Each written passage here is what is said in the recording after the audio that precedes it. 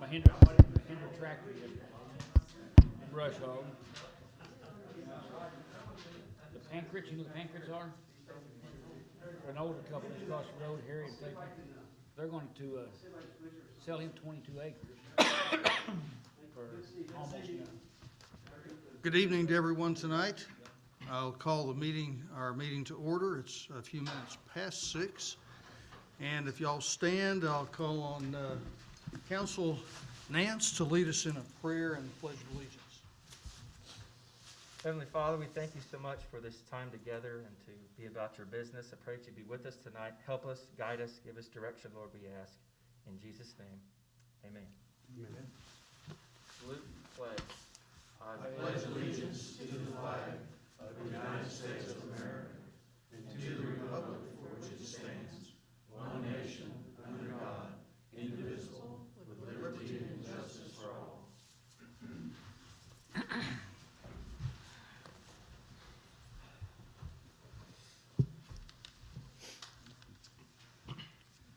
We have roll call, please. John Ketcher, Here. Troy Shropshire, Here. Dennis Nance, Here. Steve Smith, Here. Randy Chitwood, Here. Brianna Breakfield, Here. Yolanda Thompson, Jimmy Trammell. Here. Thank you. There are no petitions from the audience. Larry, can I make a statement of petition to the audience? Carl Curry passed away. And so. So our friend Carl, Carl Curry, he had 40 years at the post office, 2 terms of mayor. He was 96 years old, and he died at his son's house in Columbia, Missouri. So, thank you for that. yep. Thank you for that. If those in the gallery are not aware, Carl Curry was former mayor of our town, and he's beloved by all. And postmaster for 40 years. Postmaster for 40 years. I don't know about postmaster, but he was post office, he was postmaster, retired. And he was a U.S. Marine. Oh. How about that? I didn't know that either. Does he still have family here? I don't think so. Billy, they're up there with Mike out there, and I don't think so. He was Bill? Lester Littlefield, he's part of Lester Littlefield. I'm sure the Littlefields are out. Mary Clark is Mary Clark's his Billy's sister. sister. Billy's sister, so, Okay. yep. Thank you, Councilor Trammell. All right, we'll move to item 3, department head reports. Building inspector, no report tonight. Emergency management, no report tonight. Fire department. We really don't have nothing unless y'all have a question for me. Anybody have a question for James? Thank you. Thank you very much. Golf. Recognize Dennis Bowman. Good evening. I don't have too much either. Since the last meeting, we did have some vandalism at the golf course, so that's the second wave of that. Other than our normal leaf cleanup and the things that we're doing at the golf course, or on our part, we're going to do some aggressive marketing. We did all of our email stuff. We have over 4,000 good emails, and they've been cleaned and everything. So we get a lot of good contacts with the emails. We have over 1,600 Facebook people that like the golf course. So we're going to be doing a lot of aggressive marketing through, hopefully through December and January, and try to really help our membership. So that's going to be my big focus is the marketing. So. What was the vandalism? They broke in our cart building and got some carts and drove them in the creek, drove them across the course, did some damage. It's not too much that we can't fix. It takes a little bit of money to fix it. So Are these the old carts or the new carts? the old carts. So that's a good thing that they were the old carts, and put a few parts on them and ship them down the way. But it does let us see where our weak spots are with our cameras and stuff, so that we're going to beef that up before we get our new carts. Lighting? Yes, and lighting. Yep, that's on the works right now. Any other questions? Thank you, Dennis. Next item is library. Recognize Librarian Carrie Rarrett. Hi, I don't have much, except to let you know that at their regular board meeting, the library board voted to close the library Thursday at 5 o'clock instead of our normal 9 o'clock. The reasoning is, in years past, for the Christmas parade, we get between 400 and 600 people in the building right before the parade. And there's no way to know how many people will be there this year, but even a fraction of that is too many, so we're just gonna close. There will be portable toilets in our parking lot. That's usually what most of the people use us for during that time. So there will be 3 on the east side in the parking lot, ready to go. So, do you have any questions for me? No. All right, thanks. Thank you. Thank you. Parks and Cemetery, recognize Frank Powell. Not a whole lot, just our usual winter things. As far as I know, everything's winterized. Doing a lot of, like, dentist mulching, cleaning up. Try to do a lot of that before we put out the Christmas lights. And a lot of times in the winter, we have light issues because they're on longer. And so we're trying to get some of those fixed. And other than that, cemeteries, some tree trimming, just doing our normal. The playground equipment, I think I've decided is probably going to be at least the middle of January. And then kind of watch the weather between certain things going on now and people's gummed up and vacations and holidays. So we're just going to wait till at least the middle of January and then go from there. Other than that. Very good. Thank you, sir. Police Department. Recognize Chief Nichols. Excited and ready to go for the parade this week. And other than that, I don't have our stats tonight. We'll turn those in next council meeting. You'll have our stats in the animal shelter so you can see what they've been doing also. So I don't have anything else unless you all do. Chief, before you leave the desk, I'd like to read something that was sent to me by members of Mays County Disabled American Veterans, Chapter 43. This is what they say. We, the members of Mays County Disabled American Veterans, number 43, wish to express our most sincere gratitude to Chief Nichols and the men and women of the Pryor Police Department. Without their assistance, we would not have been able to participate in the most recent Veterans Day activities. Each and every member of the chief on down were highly professional, friendly, and extremely competent. Their assistance was above and beyond the normal expectations of duty requirements. We cannot begin to express our thanks and respect. Thank you for a good job. Much, and we appreciate our veterans. I'd like for you to have it.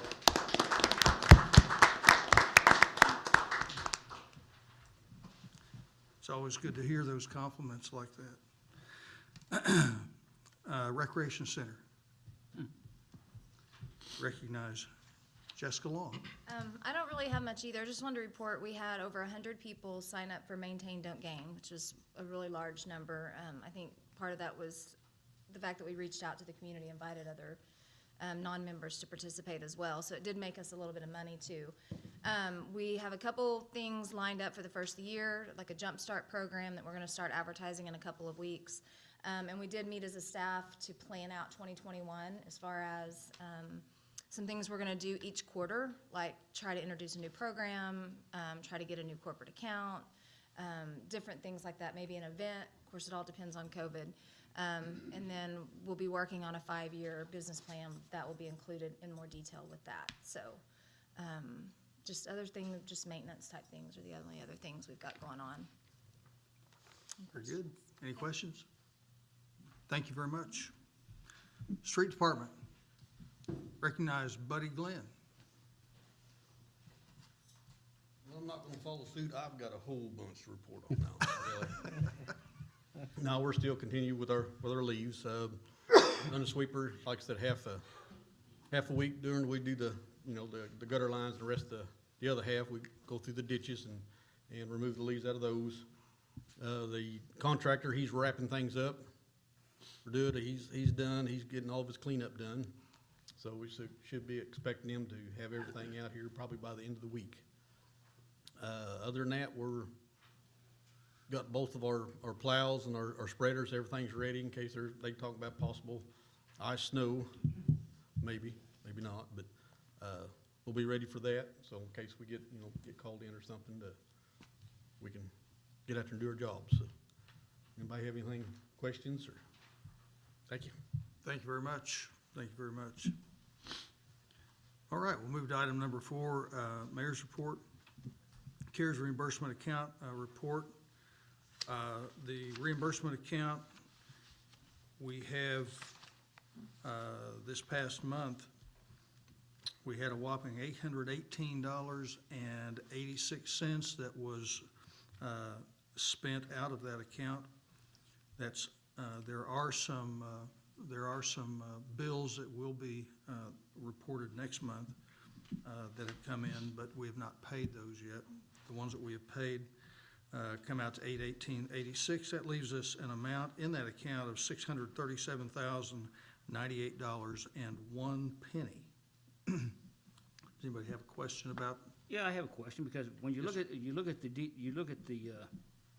revenue sheet here in front of me, it appears that O2, the revenue side, shows that we've got 2 reimbursement accounts, COVID reserve and COVID reimbursement. One of them, revenue is $520,513, $520,513.44, $202,422.00, for a total of $722,000 approximately. Right.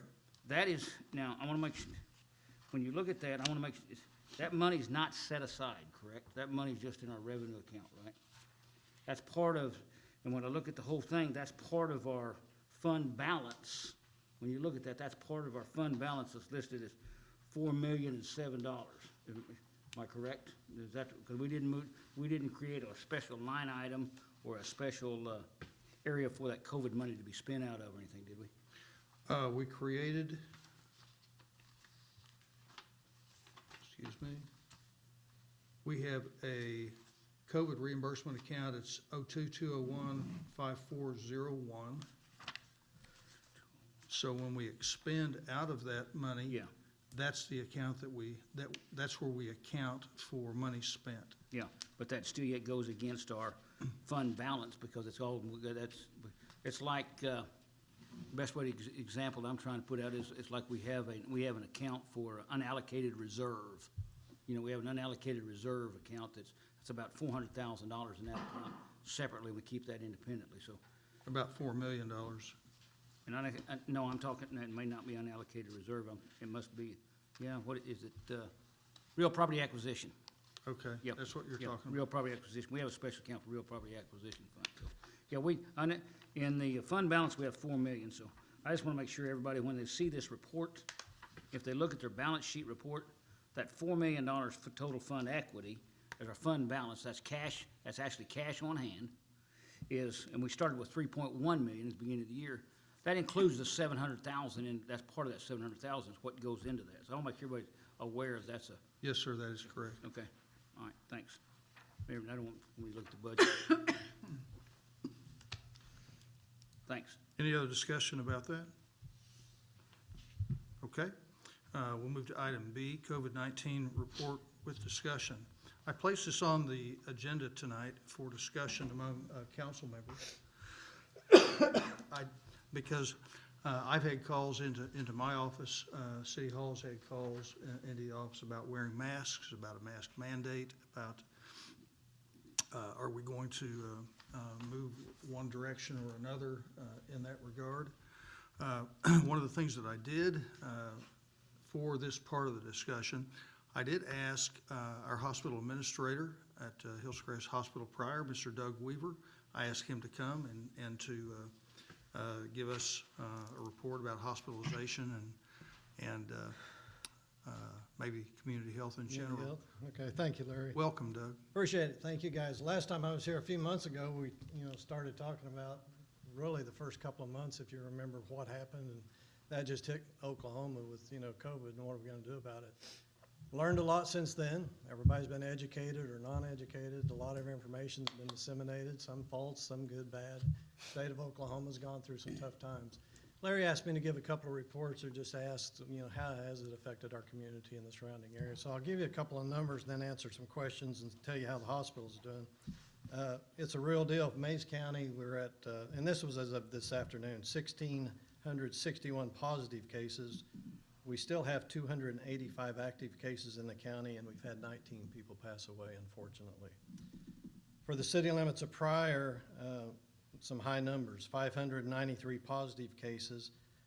We have 98 active cases, and when we mean active cases, they're still within that 14-day, window of when they're either quarantined or going through symptoms or, struggling with the disease.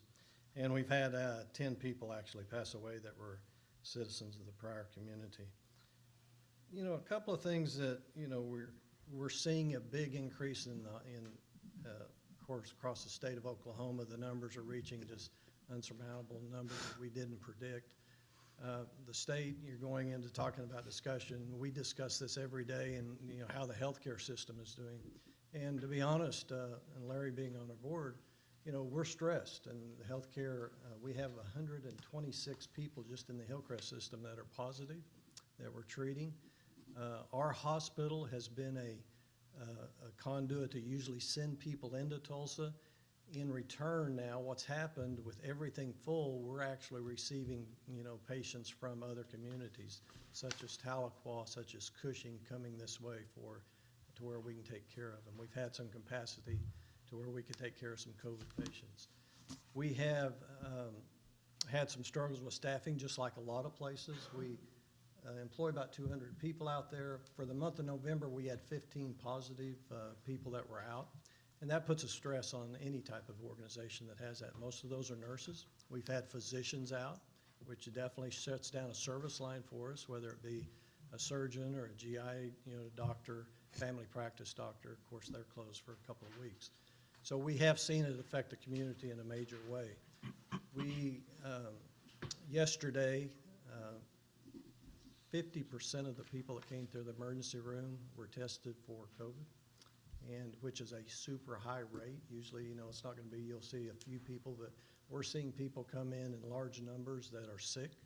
And what we call the acuity level of people coming into the hospital, how sick they are. Talking to the director of the emergency department today, the people are coming in are waiting to a point to where they are sick to point almost of needing hospitalization. Bad thing is there's not a lot of hospital beds available, so we are having to send people home. Our hospital has probably been the busiest it's been the last 3 weeks. We've been up to 75% treating COVID patients out of the people that we have in our hospital. We're in Oklahoma, you may have heard these numbers, we're at a tier 3 level. That means 20 to 39% of your beds that you have is contained. If that many people are in those beds, 20-some percent, you would be considered tier 3. From that point, the governor has the right to limit our services. We have done that ourselves. We, for the next 10 days, have, in a sense, let me say this very carefully, not closed surgery, but we are watching the type of inpatient cases. And when we talk an inpatient case, if I come in and have a total knee done and I have to stay in the hospital 2 nights, that would be an inpatient case. I don't get to go home the same day.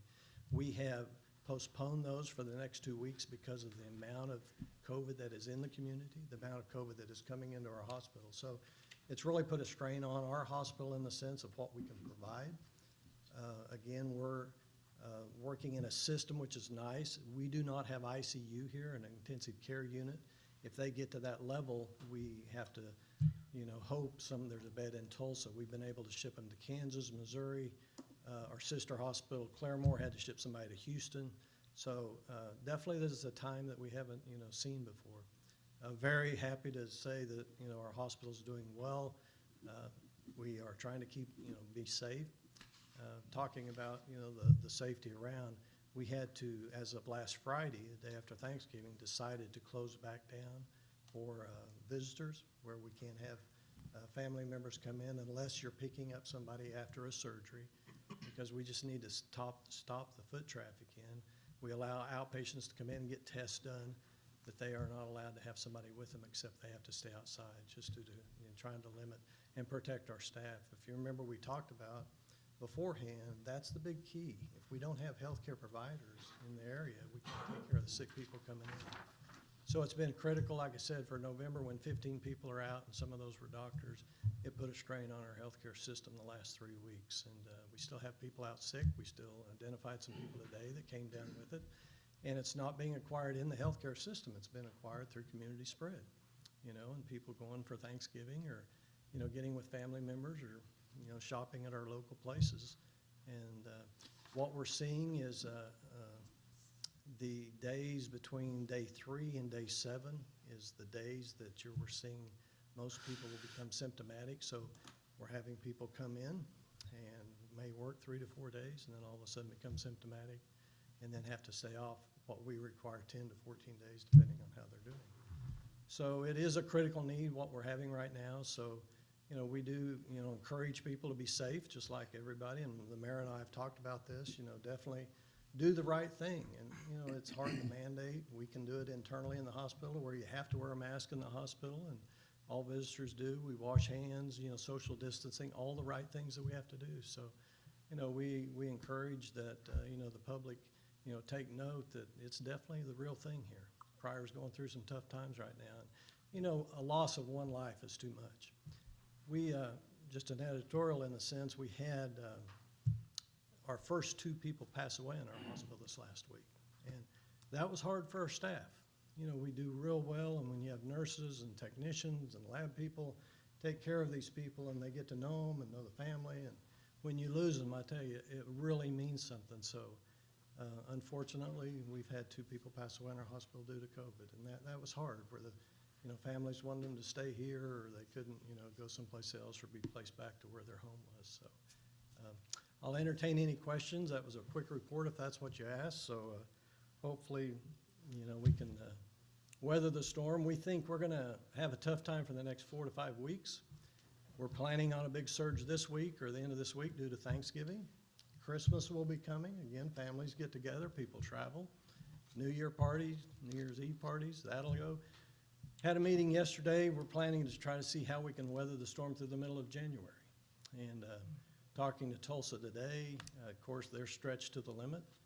Staffing's the major key. You cannot find enough healthcare workers in the United States right now. And so you're seeing people travel all over from other states to come and help. We're fortunate enough we haven't had to do that. Like I said, it got critical a couple of weeks ago with our people that's being sick, but we're hoping that we can, weather the storm for the next, month and a half to get through the holiday season. So I'll entertain any questions. Is that kind of? That was wonderful, Doug. Our hospital is truly a county hospital. It's not. I mean, we get patients from all over the county. All over the county. That's correct. So definitely, it's being used all over the county. People outside the county do travel here. The surrounding counties, our draw area is about 60,000 people that come to here for healthcare. Our major county is 40,000, and then we have about another 20,000 outside the county. So, when those people get sick, they have to go somewhere. And, we're thankful to have a hospital here. I mean, the mayor understands that and what it means to this community. I hope the council does. But like I said, it's a good time to see your hospital in action. So, if you see some of the healthcare workers around, our staff's just exceptional.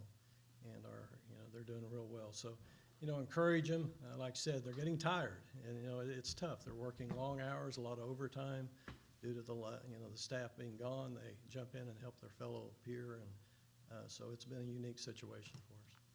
Time for questions. Anybody? Question for Doug? You said, did you say you thought the uptick was because of Thanksgiving but it seems like it was already kind of going up. We saw a few more. It was going up 2 weeks before Thanksgiving, so we saw the uptick for Pryor and Mays County. Yeah, just because it's time of season, or? Time of season, people were social, football games starting, schools going back, people becoming active, thinking, oh, it's not going to affect me.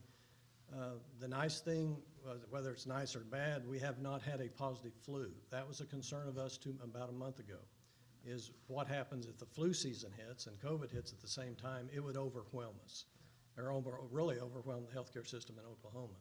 So it did start early, we thought, for in the sense of flu coming this year, but it hasn't hit the hospital. Most of that's been outpatient. But yes, you made a good point. It started before Thanksgiving, but what we're seeing is an uptick of people gathering, and you know, that's where that 3 to 7 days come in, the inoculation period comes in, and that's what we've seen through this disease. It's a strange disease, and it's tough to figure out, but that's what we're gonna see, you know, 7 days after Thanksgiving, and we're seeing it now. So Doug, are you seeing, you know, the flu season is down, and what a few things that I have heard is just an accusation that, oh, they're diagnosing COVID rather than the flu, you know? And We're testing for both, but it does come back as a positive COVID. You know, flu's respiratory too, but no, we are actually testing everybody. We've tested hundreds of people coming through our hospital. You know, if we're testing 20 a day, and so you can see the numbers that we're testing, but we also test for the flu. So we go two different directions, and what we're talking about is true COVID positive patients, COVID-19 positive. it's good for us to hear that because. Are you recommending masks everywhere that people do, common sense mask, or just you like the idea of mask and you see the benefit of the mask? I see a benefit of the mask. As a healthcare professional and being in our business, yes, that's definitely one of the things that happen. There's a debate all over the nation. There's always We gonna know be a that. debate on that. We know that, but what we're seeing is the end result of people coming in. We're trying to say anything that you can do to stay out of the hospital. We don't want to lose a life. We don't want to treat you and Yeah. come in and have, you know, it's a sad situation when you see these family members in there. So the answer is yes. I would represent and, you know, say, yes, we need to use a mask as much as we can. That's just one item. I mean, Yeah. it's, you know, the social distancing, the large groups, and, Yeah. you know, just hand washing, the Yeah. things that we all have to do, the common sense things, so. You know, yes, youth, that's true. youth sports, you know, I've got grandkids that are just in youth sports like nobody's business, and they go to softball tournaments or basketball tournaments, and there'll probably be, I'm talking about 10 teams Oh, yeah. of 10 kids. I know we went to the tournament here a while back, and very few people had a mask on, and they were in Oklahoma City, and I bet there was 5,000 people there. Yeah, it's hard for us in the healthcare field to see that because of our people are saying, you know, do what's right outside so you don't come in here, because it's affecting healthcare and it's affecting our staff. And, you know, at some point, we can't, the system will break. We're very fortunate, like I said, when those things happen, we can't control that on the outside, but they end up in our hospital. And that's where, you know, it's a difficult situation. There are drugs out. The cost of this stuff is just astronomical. You know, we do everything we can, but we can't prevent, like you said, a football game going on. We all love that stuff. We all enjoy seeing it, but it's a different time right now. You know, underwear is uncomfortable to wear, but we wear it, so mask. No, so the masking is a big Same way, situation. so. Anybody else? Any other questions? Thank you so much for coming today. Thank you, appreciate it. It's really helpful. Okay, thank you. Council, this is time for us to discuss, about masks. I would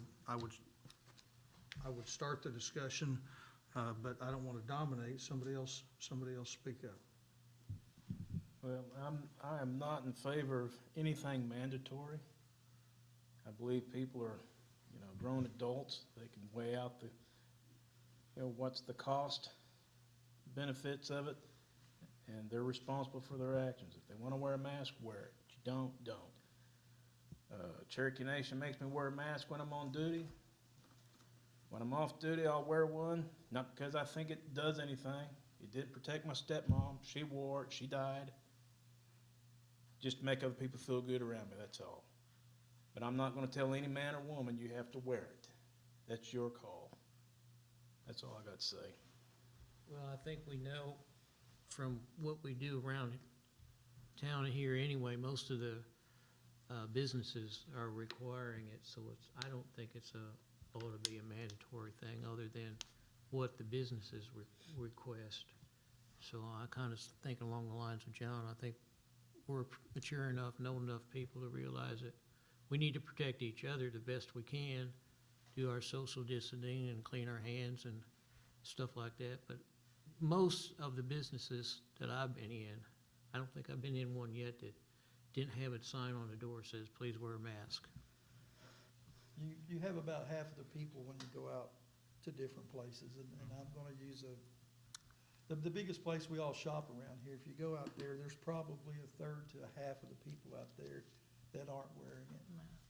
And if they see someone they know, they're not social distancing, they're pulling their carts up beside each other and talking. So that's something that, even though we're supposed to be adults, we're supposed to know what we're doing and everything. I don't think it always happens. I think you get used to kind of falling back into,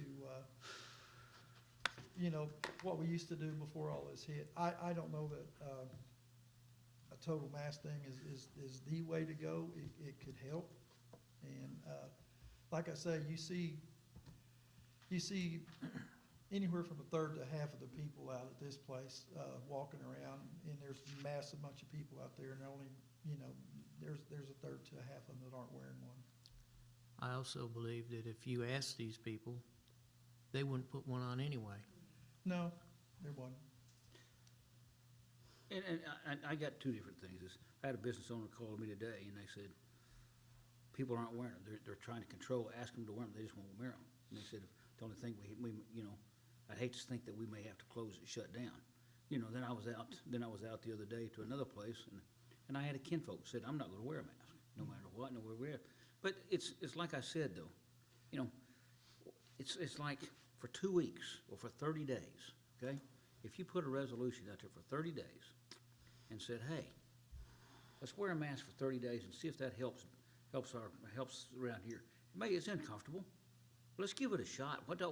I don't like somebody I didn't like anybody telling me to put on a seatbelt.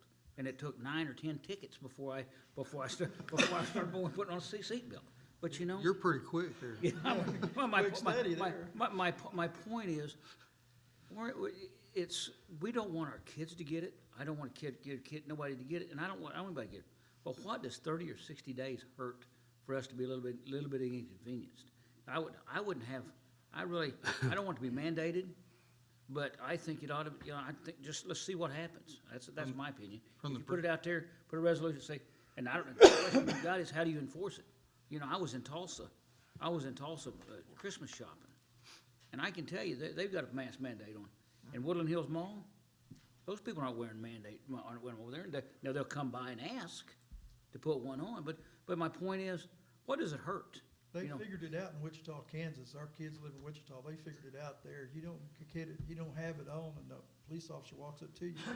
He'll give you a Christmas present of a $500 fine right there. But what does it hurt? I don't say we want to do that. I'm just saying there's a way of enforcing it. I don't want to. I had two merchants call a week before Thanksgiving and said to me, if you would mandate a mask, that puts a little teeth in the sign that we put on the front door. So from that merchant's point of view, they want to remove every objection possible from somebody coming in their door. Well, if you're wearing a mask, people are not going to object to you wearing a mask, but people would object to you not wearing a mask. Perhaps. Well, let's say. So it was an ask. It was an ask saying, could you consider doing a mask mandate? That'll help us in our business. You remember the signs that used to say no shirt, no shoes, no service? Yeah. Won't you add no mask to it and put it on your door? Yeah. And I can see where Mr. Ketcher's coming from, because it's our rights. But the last thing I want to see is one of my family members or one of you all. And I've got a friend in the hospital out here right now, and wants to see what's going on out there. But I don't want to see that happen. So to me, 30 to 60 days. If we passed a resolution with a timeline of 30 to 60 days, and then bring Mr. Weaver back, so if he sees any reports, sees it goes back, I have no problems with that. Because I think Mr. Weaver is a straight shooter, and he'll tell us yes, it's helped, or no, it's not helped, and we could analyze it and bring it back. And that's my opinion. Well, just like with lockdowns, when you come out of lockdown, you're going to have spikes again. Same thing's going to be with the mask. Yep. We need herd immunity. We need to let it burn its way through and protect those who are at risk. Our community has done a pretty good job up until now. Really, our community has done a pretty good job up until now of wearing a mask when it's appropriate. and, but we've had the spike. The hospitalizations are a problem. This is a situation I'm completely torn on. For one, I'm not quite sure how much the masks really do help in preventing, and it may help a lot. But, there's been shutdown of the nation that didn't stop this, and we kind of expected a spike at this time. I mean, we're no longer outside, we're in gymnasiums, we've got kids going back to school, it's gonna spread. But at the same time, if it does help, and it helps control keeping people out of the hospitals, then it may be something to seriously consider, even if it's on a time frame basis. We end up having not just a healthcare problem, we end up having all kinds of other problems because the jobs are shut down, people can't go to work, people are at home, they're shutting down schools now, so moms and dads are now school teachers and trying to go to work, are trying to find people to take care of their child. Childcare people are not available right now. And so not only does this, pandemic or epidemic, whatever you want to call it, it just doesn't affect just healthcare. It affects every facet of life, basically. Every facet that you can think of, this thing has affected it. So I don't think if there was a way that we could shut it all down, that we would all be, for it in a heartbeat. But if we could slow it down, it might help. I'd personally like to see us put it as an agenda item, put a resolution out there, put a 30 or 60 day, and let us vote on it and see what it is. And let the public, that's my opinion, and see what it is, 30 or 60 day resolution. And I know we've got to, we don't allow, they don't allow smoking in the military anymore under 21 years of age, stuff like that. So there's some other things out there. So that's my opinion. I'd like to see it on the agenda to vote on with a time limit. Ms. Chitwood, any comment? I'm torn on this one too. I don't like wearing the mask, but I don't want to mandate someone else other to wear a mask. Absolutely, I agree. And I know I'm gonna catch either way I go, but I don't, and there's people hollering and talking that they need masks, we need to start wearing masks, and they're talking about it, and they're not even wearing masks. Yeah. So, either if you're for it, wear it and show that you're for it, otherwise, and that's where I'm at also, and there's people who are just not gonna wear them. There are people out there who have medical conditions, and they use that as leverage to not use them, but there's also people that are anti-whatever and just won't wear them. Yeah. I kind of agree with Jimmy that maybe if we do a mandate for a period of time, but I would like to see it from if we do it from now to our next first of the month meeting and revise it that way. Right. Rather than give it a 90-day or 60 day or 30 day. Let's review it on our first meeting of the month. But I think you'd have to bring it back to council. It It's not needs an to come agenda back, item. it would need Ken to come have back to council It has to be an on the agenda item. 15th. Has to be an It need to agenda be an item. agenda item, so this is not an action item tonight. No. It's a discussion. I'm just saying as a possibility, if we, whatever we recommend, whether it be the first meeting or the second meeting of the month, we ought to review it Yeah, I that agree. 30-day period there every month, From council meeting. if to that's what council we meeting. do. Yeah, I agree. Mr. Nance, do you have a comment? How would you enforce it? That's the problem. You really, that is a problem. Yeah. Doesn't the PD have enough issues as it is? Yeah, we have no penalty for it. You want to do it right, you'd have to assess the penalty and everything else. All we're doing is putting something out there just like this business and asking them to do it. It's just a public announcement, basically what it amounts to. It's a Resolution. public ask, It's a public because- ask for cooperation. Corporation, it's not something permanent. Yeah. If you want to get a good idea, everybody that wants to go to Christmas parade Thursday, just kind of take account on who's wearing and who's not wearing, and see what kind of average you're going to find. Yep. Anyway, From what I hear from council, I've heard it expressed from Council Trammell that perhaps we should draw something up and bring it and bring it for consideration at our next council meeting. Well, it's gonna be a solid no for me. Well, thank you for that, John. Appreciate that. I mean, just because there's a medical scare, there's no right for us to call to suspend anyone's constitutional rights of any fraction. So each one of us who sit behind the desk, we have responsibility to hear from a constituency. We have a responsibility to cast a vote based on what we believe and what we hear from our constituency. So bring it before the council for consideration seems to be appropriate. Seems to be appropriate. So that's what I'm hearing from most of our council. To be honest, it's one of the last things I want to do, Yeah. but I think we need to consider it and weigh it out and at least have the discussion. I bet our phone rings off the wall this next 2 weeks when Terry puts it out there. That'll be Call your fine. council member. Very good. Well, the other thing that we also need to consider is it's not a state mandate at this time, and it could very well become a state mandate again. As time goes by, we'll find that out. Okay, let's move on to, unless there's other discussion. Thank you, Mr. Weaver. Doug? Let's move on to item C. Report on the Pryor Creek Senior Citizen Center, Sertoma, Northeast Oklahoma Freedom Tour. We have two guests here tonight.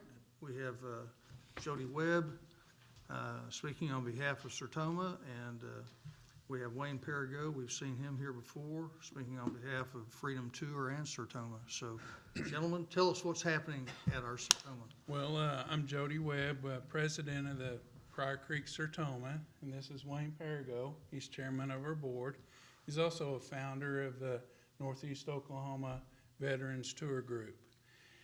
And also wanted to tell you guys, the Sertoma is a long-standing Pryor Creek civic group. We're celebrating our 50th year of existence this year, so, and have about 4 charter members still in our group. So on the 17th of August, we decided to join with the Northeast Oklahoma Veterans Tour Group. They were looking for a place to headquarter, and we felt like our building needed used. You know, it's just primarily being used for Sertoma and not very often.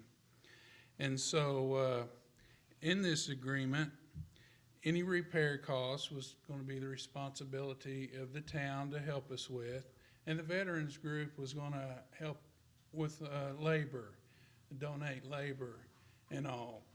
But as it turns out, the veterans group is very well connected. And what has happened, they have gotten donations of flooring, they've gotten donations of paint, they've gotten donations of heat and air work, they have gotten donations of all types of work like that. And with the city's help, that the money you have spent, and we appreciate that very much, we have been able to refloor that building, refloor the whole building. We've been able to paint all the walls, and a lot of the city's money was spent on new ceiling tiles.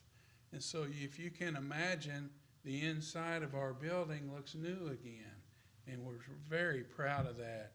We've already gotten more and more interest in renting our building. There for a while there wasn't a lot of interest, but the interest is coming back to rent our building, you know, for birthdays, wedding receptions, whatever it might be. So that's kind of where we're at. So as you might imagine, our building looks new again. So that's kind of what's been going on. I know Larry has fielded some complaints about us on our employee. We had an employee that, a new employee that had worked 3 or 4 weeks and then was out for surgery.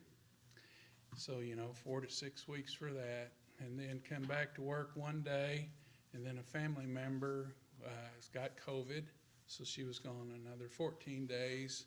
And so, but Larry, this Monday, she's back to work. Good. And we're getting the van going again, so. But there again, we're having to do it by the code way. I mean, not the way that they used to. Right. They used to call and say, hey, can I go to Walmart? Can I go there? You know, we're having to be more strategic on how we do that, because we're only letting one person in the van at a time. I see. But we've worked closely with, what's the name of the groups, the renovation? Reincarnation Cottages is doing a lot of the legwork, and Reckless Saints is helping us.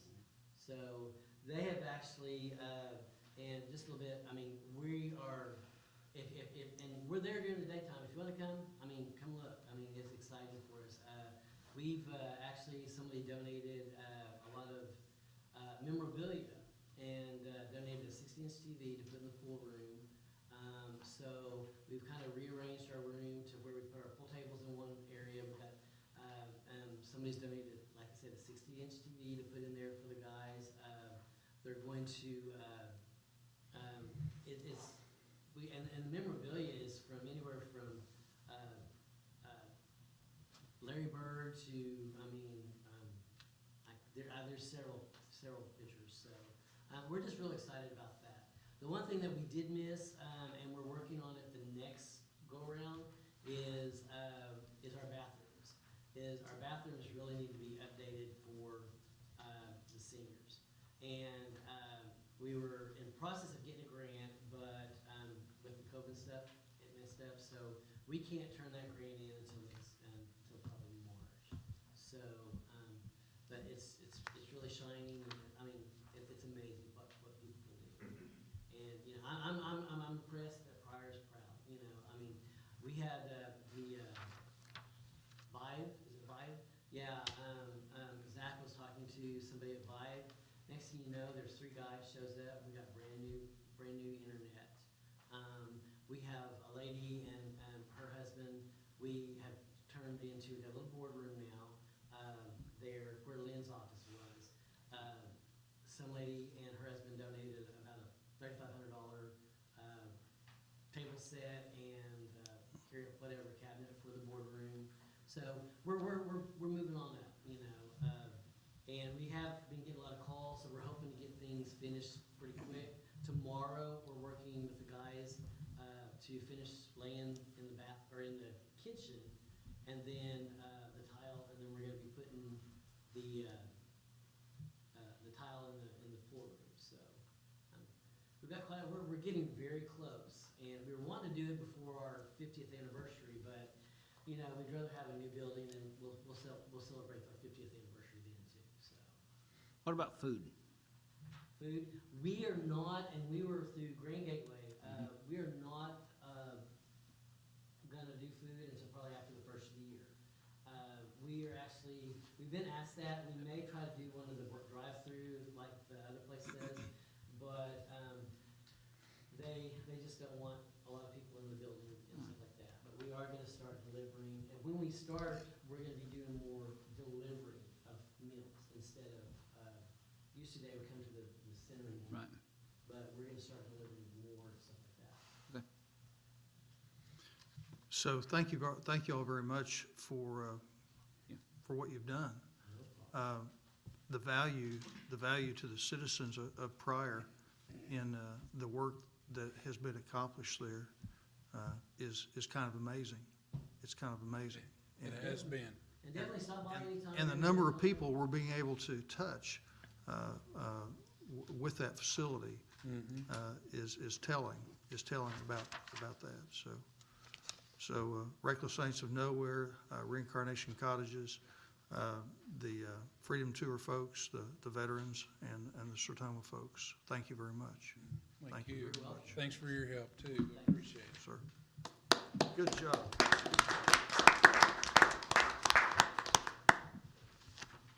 All right. We'll move to item D.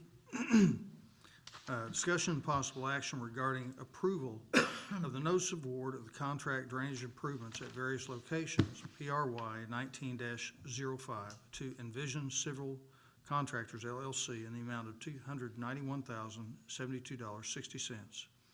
Other bid received, MJM Construction and Application LLC in the amount of $513,665. The engineer's estimate was $300,000. And this comes to City Council as recommended by Pryor Creek Street Committee. Is there a motion? I make a motion that we reject the bids, send this back to the street committee for review, because I have not found where the one project over there has went through the street committee, or that's been bid and they bid this project together. And so I feel like it needs to go back to street committee needs to review that project over there on 14th Street, the drainage ditch over there, review that project, make sure that's what they want to do, then bring it back to the council for approval, which we've done in the past, and then we go forward, and then we bid it, because I think we bid in two projects here together when we've only approved one project. Okay, Council Trammell, I'm not sure that your motion is in order. There is a motion, there is an item here, if I could get an item on this motion, a motion on this item, and a second, and then we can perhaps try to clean it up. Then I make a motion to table.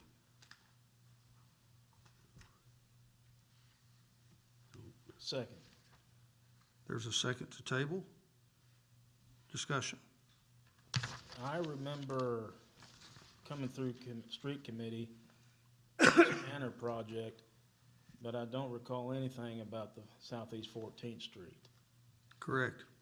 That's my fault. All right, because when I see this as recommended by Pryor Creek Street Committee, I didn't see none of this. And that should not be on the motion as recommended by Pryor Street Committee. And that should not be on the motion. So it's my fault. What we have done is in street committee, Street and Drainage Committee, we have talked about the Northeast Third and East Manor project. Okay, the project at 14th and Fairland is the other project that was included on here. The $300,000 estimate was for both of those projects, and it was my fault for not bringing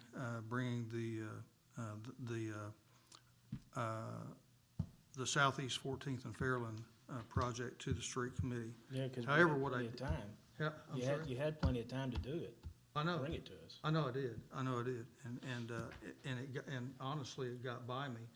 I did ask our city engineer back several months ago to do the estimate, which he did, and he worked up all the plans as well.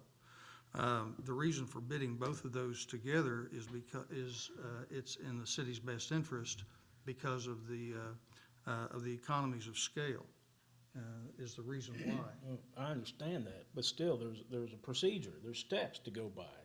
And you had plenty of time to do the steps. And so approving this does not violate any law or any statute. It does violate what our normal protocol is. Well, I don't know what was the engineer's estimate on what was the cost to bid it, because if the engineer's putting the bid package together was above $2,500, then you can approve anything under $2,500, but if it's over $2,500, this council has to approve it. I don't want to throw blame at anybody. I think we go back and start this whole project all over, send it back to the street committee, start this whole, and then and bid it right. You take the drainage project here. It's like I was talking to Mr. Ketcher. This drainage project's over in Ward 4. And I remember when this project was discussed, we were talking about this project several years ago. Yeah, but a person went over in the drainage ditch in a lawnmower. But there's other. It's like to me, this is just like a asphalt overlay project.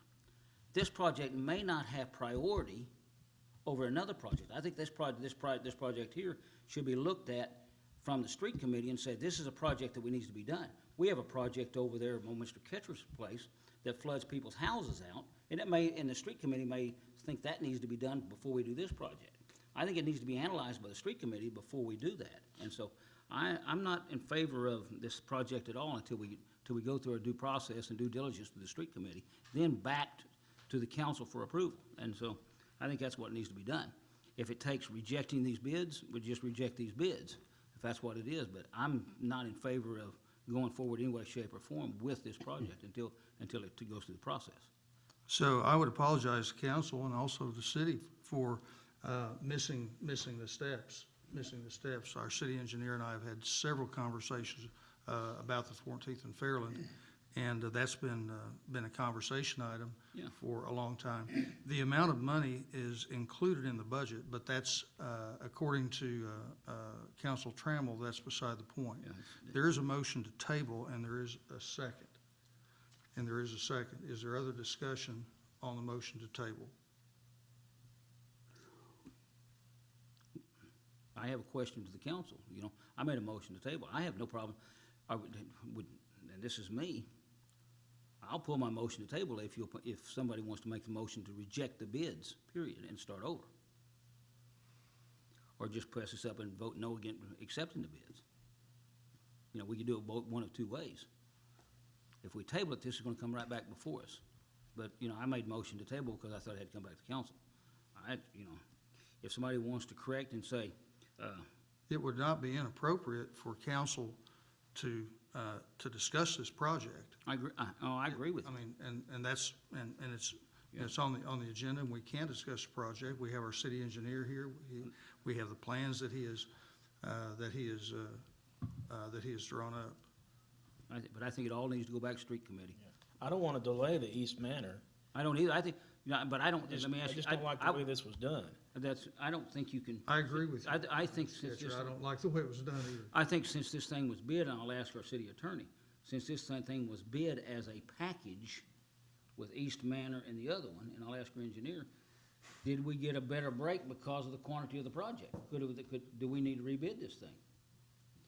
If it was bid as a package, then it either has to be passed as a package or rejected as a package.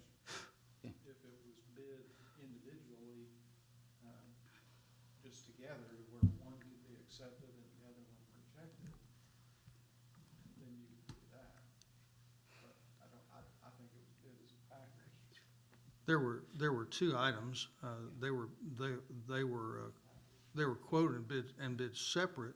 I disagree, but I serve at the pleasure of council. But if you want me to talk about it, I will. But I'll respectfully disagree with the city attorney on this.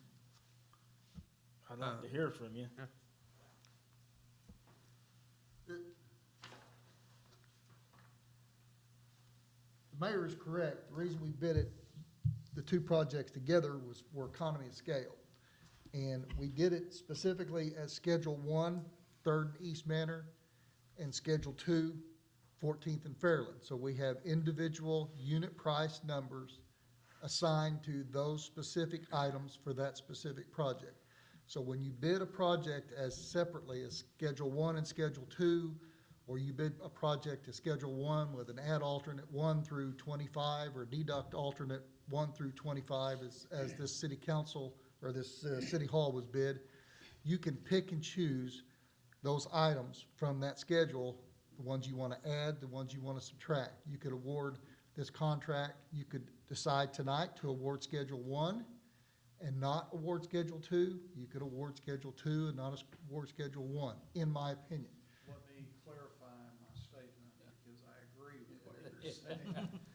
When I use the term package, what I was saying was if both of those things had been combined so that the bid were of both components, then you'd have to either accept or reject. However, if the items have been bid separately, they can be awarded separately. Correct? Correct. Okay. I want to add to that, though, that the reason we did both of these projects together, and I appreciate the mayor's big shoulders, but this project, 14th and Fairland, has been on the books, been discussed and plans have been prepared. We've been looking at 14th and Fairland for probably 3 to 4 years. Similarly, 3rd and East Manor has been looked at several times in the last 3 or 4 years. 2 complete designs have been done on 3rd and East Manor. So both of these projects have been around for a while, and probably the only one that's been discussed in detail in front of this street committee was the 3rd and East Manor project because of the issues we had with right-of-way acquisition. Now, I will take responsibility for not formally coming before the street committee or any other committee for that matter on 14th and Fairland and bringing that forth in that manner. We have been working on plans for that for 3 or 4 years, waiting patiently on the completion of the high school and its various phases to make sure that what we were going to do on that phase of the project was compatible with the water that was going to come out of off the high school property. So until we had those numbers in hand, we did not complete those plans and specifications for that portion of the project. I also agree that we have lots of drainage problems in town. There are numerous projects that are in one form or another or being looked at right now for work. I don't know that we don't have a set of plans, if I would call it that, at any other location that I know of, unless there's some that would be done without plans and specs, ready to put into the pipeline to replace the one at 14th and Fairland, unlike it that has been studied now and looked at for 3 or 4 years. But we will do whatever the council wants to do.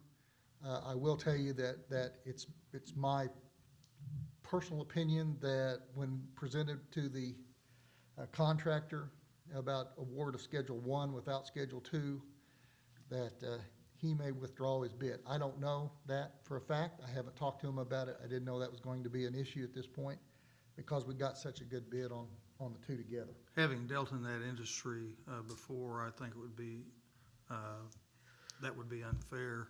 Yeah. That would be unfair to that contractor. I would not feel comfortable with that. He may feel comfortable. Technically, they have bid it separately. We have unit prices and could do that. I guess my recommendation to the council would be to award the contract for both of these phases, for both of these schedules, and move forward. But we will do whatever Well, council I mean, how wishes. can we have assurances that in the future, the guys, especially when you said 4 years, it could have been brought up officially. I think it needs to go back, and if you, table it.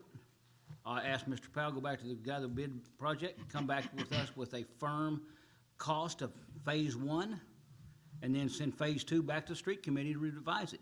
He can go back to the contractor and see if he's interested in the phase 1 by itself, what the price would be, and bring it back to the next council meeting. At that point in time, we can award the bid for the phase 1, not the phase 2. But I think phase 2 needs to go back and go through the process. What is the time requirement in awarding the bid, Mr. Powell? Bids were received on November the 12th, so technically we have 45 days from that date to discuss and award the contract. So I'm not sure where we would be by the 15th of December. Certainly not taking action on either phase tonight would put us getting close to that 45-day limitation by the time the board meets next. And that technically is that we have 45 days to award the contract, which means that the contractor needs to respect that bid for 45 days. After 45 days, he doesn't lose his bid bond if he decides, I don't want to do the project.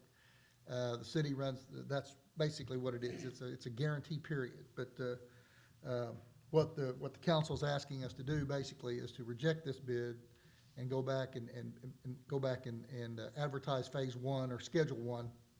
To be clear, it's schedule 1, 3rd and East Manor by itself, and then take 14th and Fairland back through street committee and go through the procedures for the completion of that. I certainly am willing to discuss 14th and Fairland if there's anyone who has these specific questions about it, doesn't know about it. Is the flooding not caused by the high school's construction?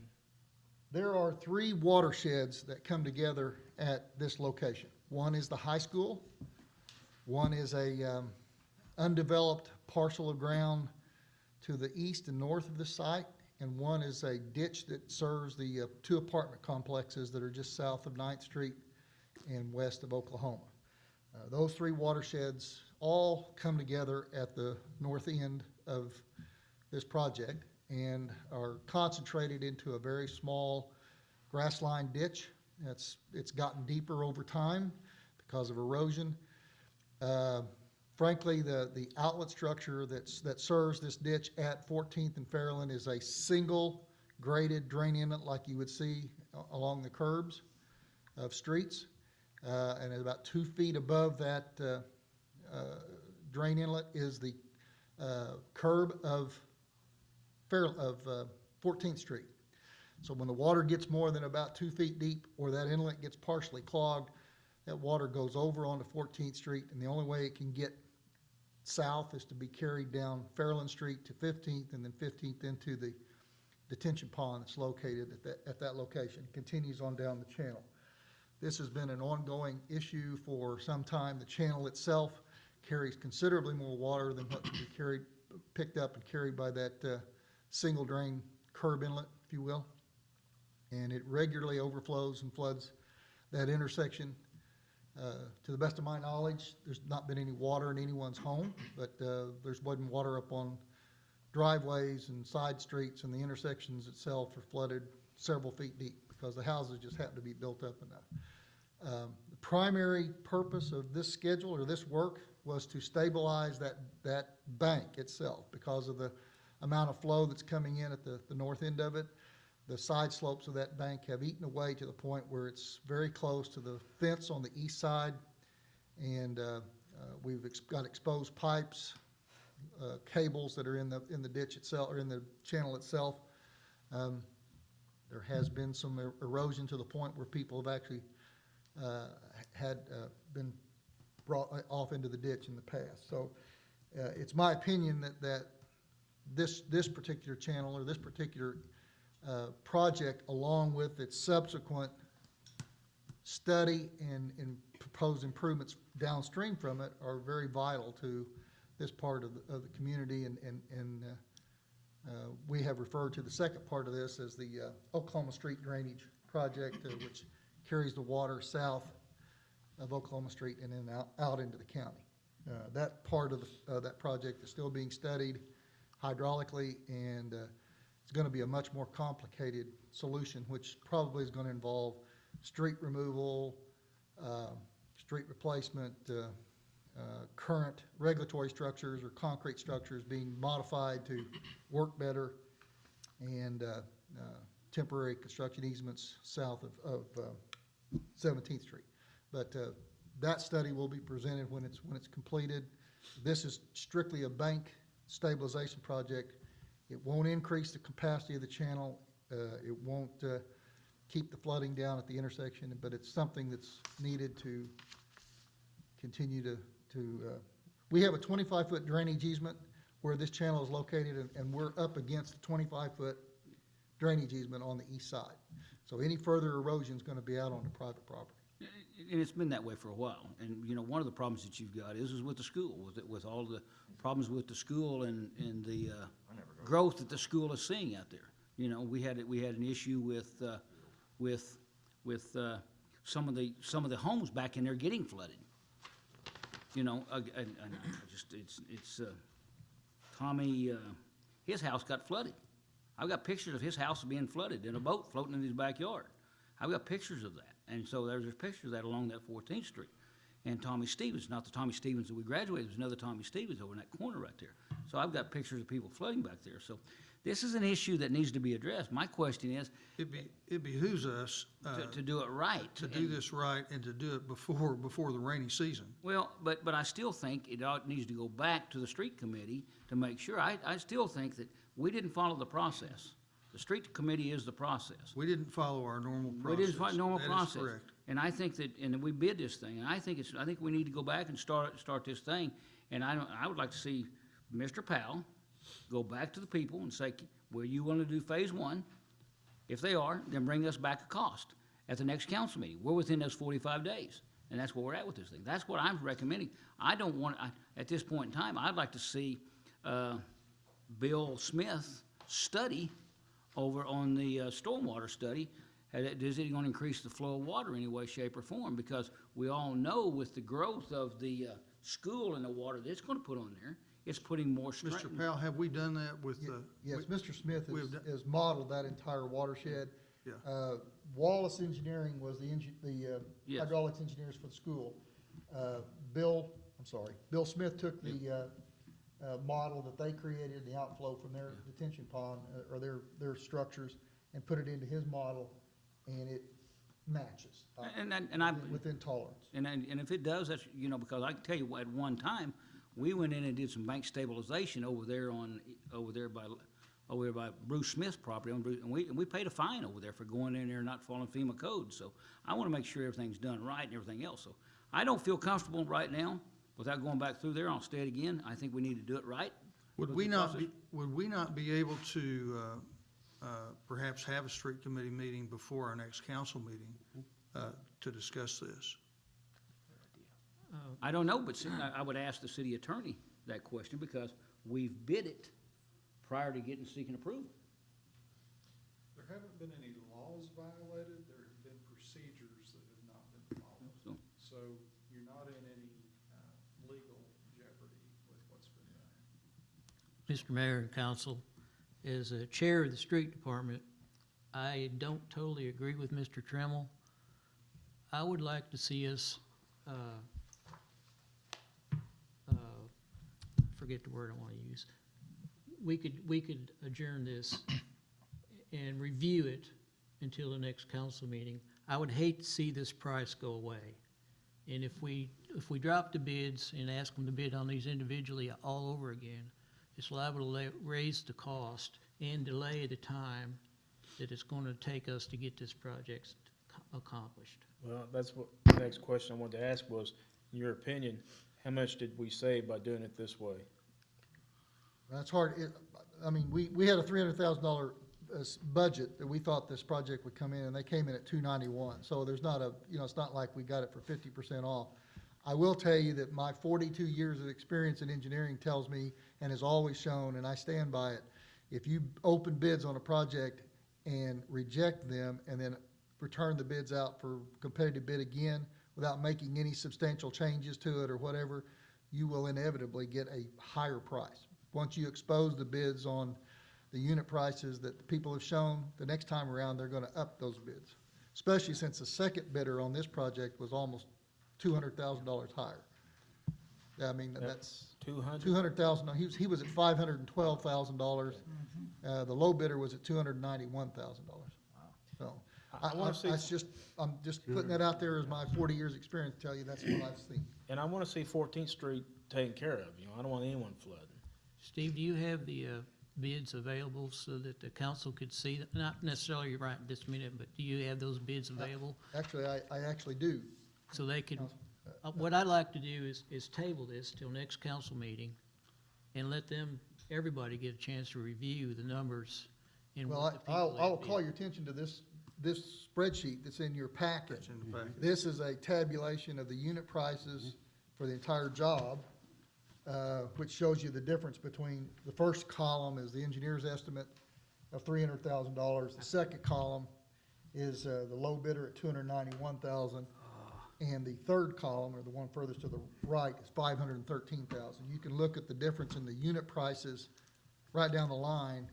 Now, I will tell you that in my opinion, the second low bidder, MJM Construction, probably didn't spend a lot of time on this. He used a lot of round numbers, and some of his dollar values for things that are pretty easily and repetitively done are pretty high. So I wish we had gotten 5 bidders. I wish if we had 5 or 6 bidders and the second low bidder was a few $1,000s higher than the low one, I would feel a lot more comfortable, Councilman, in telling you that we got a really good bid. I feel good about the $291 because of our estimate at $300,000 for the 2 projects, but can I tell you got a bargain?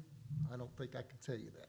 What would be wrong with tabling it, having the street committee meet before next council meeting? See if they agree with what you're seeing there. If they do, keep the same bids and go there. Would that be acceptable?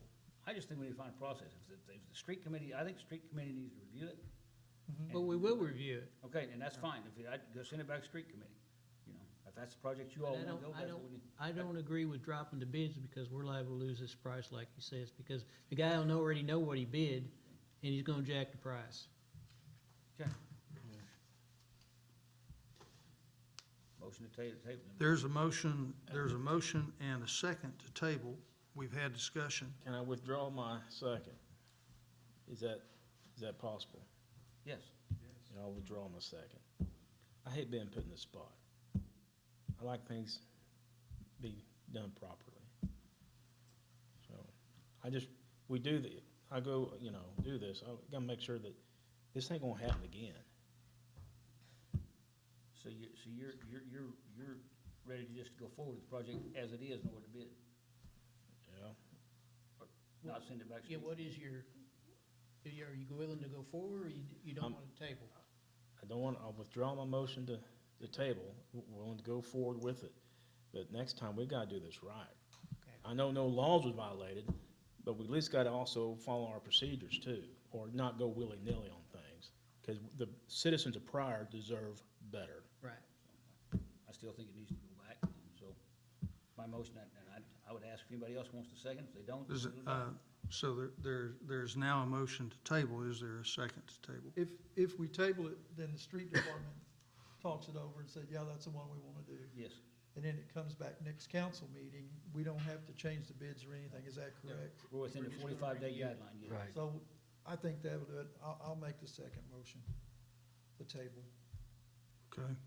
We now have a motion, we have a second to table motion. Discussion. So you can review it, bids won't change, hopefully. Bids won't change, Come back and we can do, okay. or are we gonna reject? Or you can Table. say, yeah. I'd like to tell the council again that I apologize for causing the confusion.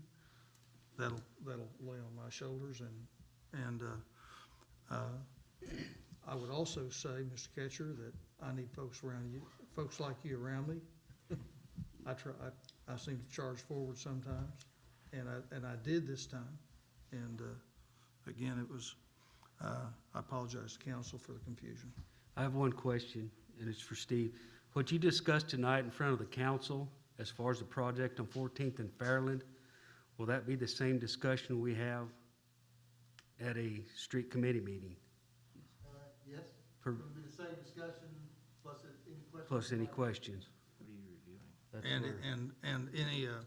where- any drawings, any definition, any of that can be We've got supplied. detailed plans that we Yeah. can share with you that we've had a conceptual plan for 3 years that basically shows the same thing. We've got detailed drawings that we can share. And we also have the evaluation from Bill Smith.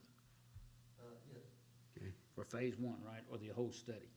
We don't have one for the whole study yet. He's still studying the intricacies of the downstream area. Yeah, because we don't have, know what flows are coming to this channel Yeah. and because we don't have easements all the way down that area. not south of here, no. No. Not out of town. Not even, Very complicated. yes. So, Okay. Okay. Okay, there's a motion to table and a second. We're in discussion. Is there other discussion? Then we'll call for vote on table. Ketcher, Yes. Shropshire, Yes. Nance, Yes. Smith, Yes. Chitwood, Yes. Wakefield, Yes. Trammell. yes, Motion carries to table until the following meeting on the 15th.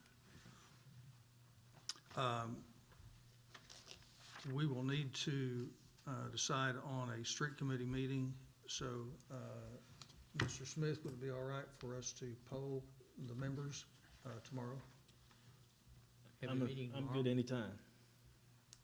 Would it be all right for us to poll the members tomorrow? Would you like to set that meeting now? We can set it now if Randy's, I'm available anytime. You want to Available after You want to do 4 it o'clock. before the parade Thursday? We're doing tonight. We have to post it for 24 hours. I think we need to 48 read it. 48 hours, Or it's 48 hours. I'm sorry. You have to have 48-hour notice. Yeah, post it kidding. for Thursday. Yeah. How Relax. about Friday? I'm not on the committee, I don't care what you mean. Ready Not for what? the Friday? Yeah, can we do it, Friday the fourth, like 4:30, 5 o'clock? I'm good. Friday the fourth, I'm fried, yes, I'm fine. 5 or 5:30. Well, we normally meet at 5:30 when we do it, so it's 5:30, everybody agree? Yeah, that's I would fine. rather do, I think you need to have Mr. Powell in there. I serve at your pleasure, I'll be there. I'd rather do it earlier, but Sunday morning, I'll be there Can Saturday. you do it at 5 o'clock? it'll be short and sweet, so. Can you do it at 5 o'clock? 5 o'clock's fine. I mean, if you guys, if not, I'll make It's 5:30. up to you guys, I'm not working, 5 so. o'clock's fine. Friday, okay, thank you. 5 o'clock, Friday. Thank you, Mr. Smith. All right. Perhaps we'll not have confusion from the mayor throughout the rest of the meeting. Excuse me. Item 5, city attorney's report. 5A is discussion and possible action regarding cancellation of the CSI agreement with Pryor Creek Rec Center as recommended by the Pryor Creek Recreational Center Board. Is there a motion? Second. Motion Shropshire, second Smith. Discussion. I wanted this to come before the council for council direction. This is the change in the computer system, and we've got the director here that can speak to it perhaps if you've got particular questions. The computer system is out at the rec center for billing and everything else. The original agreement was signed back in like 2013 when Mayor Trammell was in office. That agreement was a one-year agreement, and as you know, the city can only obligate funds for 1 year at a time. Yes. It had the automatic renewal clause in it, which is typical that we have in those types of agreements at the end of the year.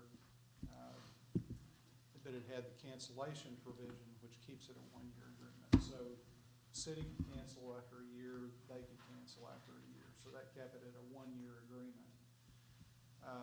That has renewed and renewed and renewed. However, in January of this year, when it came up for renewal, the CSI group sent a contract that was a 3-year contract instead of a 1-year contract. For one reason or another, that agreement did not come before the council. All contracts have to be signed by the mayor, approved by the council. That agreement got signed in January of this year without coming to the council, and it was not signed by the mayor. So in the process, we discovered this in the process of looking at changing the source. That company has threatened suit if we do an early termination, and their position is that they have a 3-year agreement with the city, that they acted in reliance upon apparent authority of the person signing it. And if we do the early termination, that they're going to be seeking money damages that are $35,000 to $40,000. I've asked for them to provide the exact number that they believe that they're owed. I've also asked for them to provide a number that they would be willing to accept on an early termination. They've not responded to those requests. My position on this is that cities in Oklahoma legally cannot bind funds for in excess of a year. We can't sign a 3-year contract. The contracts of the city of Pryor, as most cities, all cities with our form of government, have to be signed by the mayor, approved by the council, and this doesn't satisfy any of those requirements. And so I told them, I understand your position, I understand you might file a suit, but I don't think you've got a valid contract. And I just wanted direction from the council whether you want me to proceed down that line or not.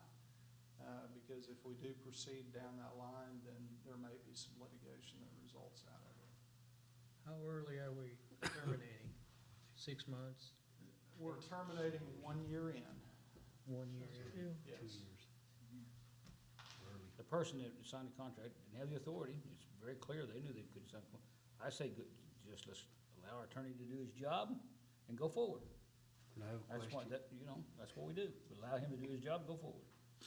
I have a question, Kim. I know it was signed, but the authority, the way I read in the packet was based on Alabama law, where, Yeah, I mean. all I of the forget software agreements are pretty uniform in that they have a choice of law jurisdiction. That jurisdiction is what I was trying to think of. But my point on that is that it's not a valid contract. Right, I know, and I know what Oklahoma state statutes are, so that would give us. And those are uniform. I mean, when you start talking about contract law, you don't see much variation between the states. So it's not as if there's some advantage to having Alabama law over Oklahoma law that would apply on an issue like this. As far as jurisdiction, because I noticed that they stated several cases on Alabama law to make their case. Sure. I do have questions about that too, because, I just want to ask your thought on that. I believe I know what we need to do, but. I think it's, unfortunately, guys, in the law, I can't tell you 100% one way or the other. Right. I think you have a 50-50 shot on application of Oklahoma or Alabama law. That's probably the best I could tell you on that, because my other position is that it was a one-year contract. The valid contract was a one-year contract that started in 2013, and it renewed each year, expiring in February. Well, the old contract that was a one-year contract also had the choice of law provision in it, which, if I were them, that would be my response, is that it's been that way under the original contract. And the original contract ran longer, so there's kind of a precedent set there before they changed the terms. Right. And there was several things that were not done procedurally, so. I think the bottom line is you terminate the contract because Jessica needs a software that'll work and we go forward. Yeah. That's the bottom line. We need a software page she can work with. There's been a motion second, there's been explanation and some discussion. Is there any other discussion? Call for vote? Shropshire, Yes. Nance. Yes. Smith, Yes. Chitwood, Yes. Wakefield, Yes. Trammell, Yes. Pitcher. Yes. Motion carries. Item B, 5B is discussion and possible action authorizing the mayor to sign service agreement with Vermont Systems for the Pryor Creek Rec Center as recommended by the Pryor Creek Rec Board. This would be authorization to enter into the contract with the new software provider. Make that motion. 1 year at a time. Like 60 pages. is there a motion? Okay. Motion Smith, second Nance. I might add that we have been in back and forth conversation with Vermont Systems. They provided a contract that we did some modification to, and they returned that to us, and it was okay with them. So we are ready to go with that. I might say also, excuse me. I might say also that that software, they don't just kind of flip a switch and it's automatically on. They have to set that up, and they have to make that appropriate for our rec center. So, did I say that correct, Jessica? It's not a one-size-fits-all then? No. Good. We're gonna be pushing it to be able to go live by February 1st, but that's the plan. Yeah. Giving you something to do. There's a motion second. Any other discussion? Call for vote? Nance, Yes. Smith, Yes. Chitwood, Yes. Wakefield, Yes. Trammell, Yes. Pitcher, Yes. Shropshire. Yes. Motion carries. Item C. Item C is discussion and possible action regarding updated records retention policy for the city of Pryor Creek as recommended by the Ordinance Insurance Committee. You've got multiple pages of policy for record retention. The back several pages are the recommended. The first pages are our current, and then it compares it to the pages of recommended retention policy, and the staff in the city clerk's office has put that together with reference to the appropriate statutes. Oh, that's what I was gonna ask. Follow state and federal guidelines for. We are, there's, we don't necessarily have to make it part of the motion. The motion is to approve the recommended policy, and this isn't an ordinance, it's policy that we'd be following for record retention. I'll just tell you that I'm gonna make the recommendation that they go back through it, and there are, I'm gonna say 6 to 8 items that say discretionary. And that, it's either discretionary because the law says it's discretionary, or it's discretionary because there is no law on how long to retain those signs. And I'm gonna ask the clerk's office to make a recommendation on what they would fix as the discretionary period of time. But that won't even need to come back to the council, we'll just implement it after that. You got a motion? Is there a motion? I'll make it. Second. Motion Shropshire, second Ketcher. Discussion. I'd just like to compliment Eva's staff. Yep. They did a lot of hard work, a lot of hard work looking at state statutes, looking at everything else, and bring the package like this together to the Insurance Ordinance Committee. I just want to say thanks to Eva and her staff for this. This is a very well put together package. Call for vote? Smith, Yes. Chitwood, Yes. Wakefield, Yes. Trammell, Yes. Ketcher, Yes. Shropshire, Yes. Nance. Yes. Motion carries. Item D. Item D is discussion and possible action regarding adopting the 2015 International Residential Code for the City of Pryor Creek as recommended by the Ordinance Insurance Committee.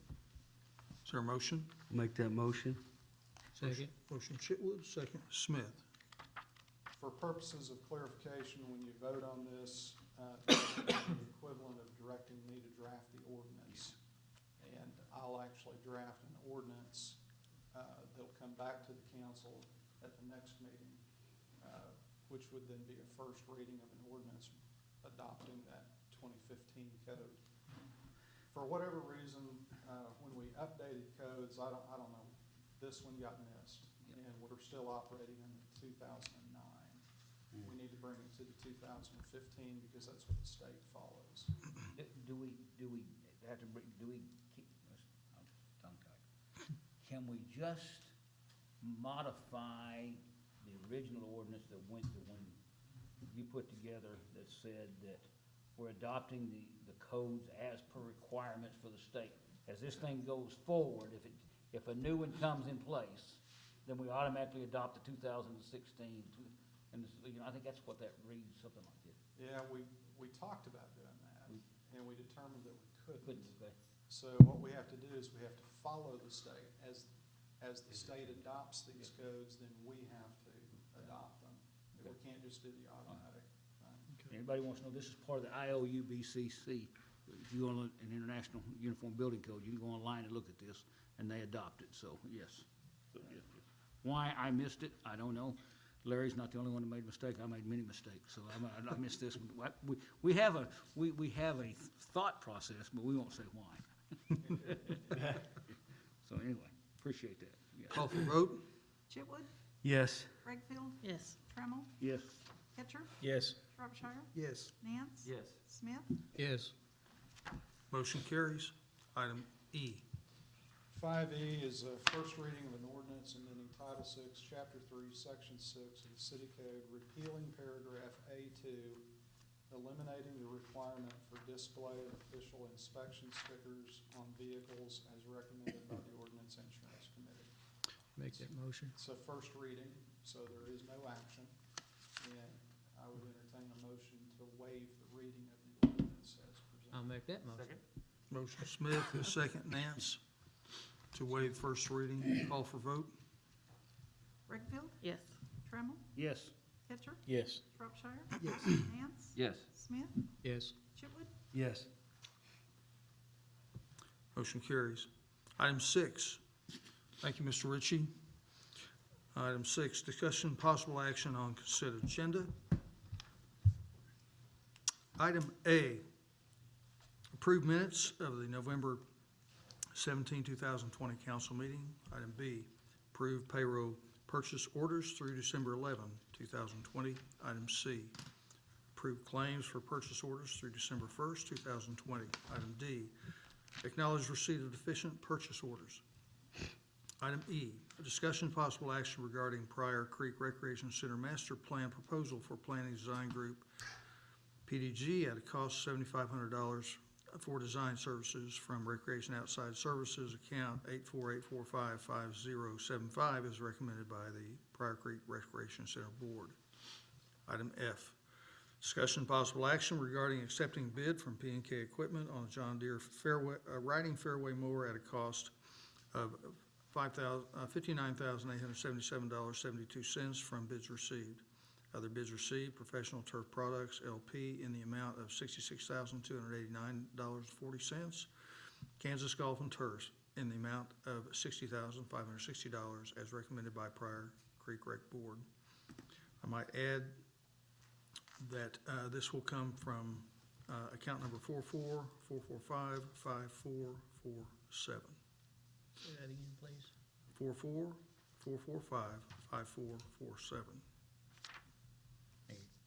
Item G, discussion possible action regarding accepting bid from Professional Turf Products LP for a Toro Greens aerator in the amount of $35,698 in the best interest of the city from bids received. Other bid received, P&K Equipment in the amount of $20,000 as recommended by the Pryor Creek Park Board. Again, this is account number 44-445-5447. Item H, discussion possible action regarding accepting bid from P&K Equipment from an equipment lift in the amount of $6,087 from bids received. Other bids received, Professional Turf Products, LP, in the amount of $7,621. Kansas Golf and Turf in the amount of $6,408 as recommended by Pryor Creek Park Board. Again, account number 44-445-5447.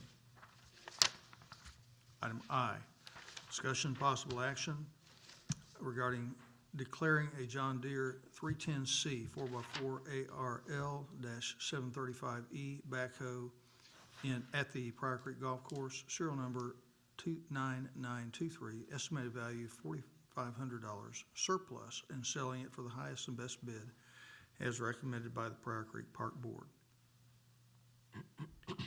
Item J, discussion possible action regarding changing credit card processing at the Pryor Creek Golf Course to, there is a Scribner error here. The name is Finical, F-I-N-I-C-A-L,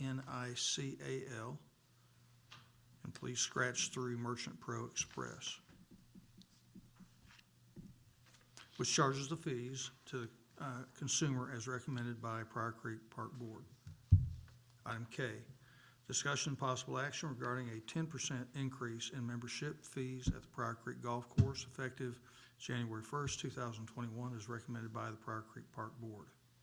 Item L, discussion possible action regarding a December 2020 special at the Pryor Creek Golf Course for 15-month new membership, January 21 through March 2022, for the cost of 1 year at the current rate as recommended by Pryor Creek Park Board.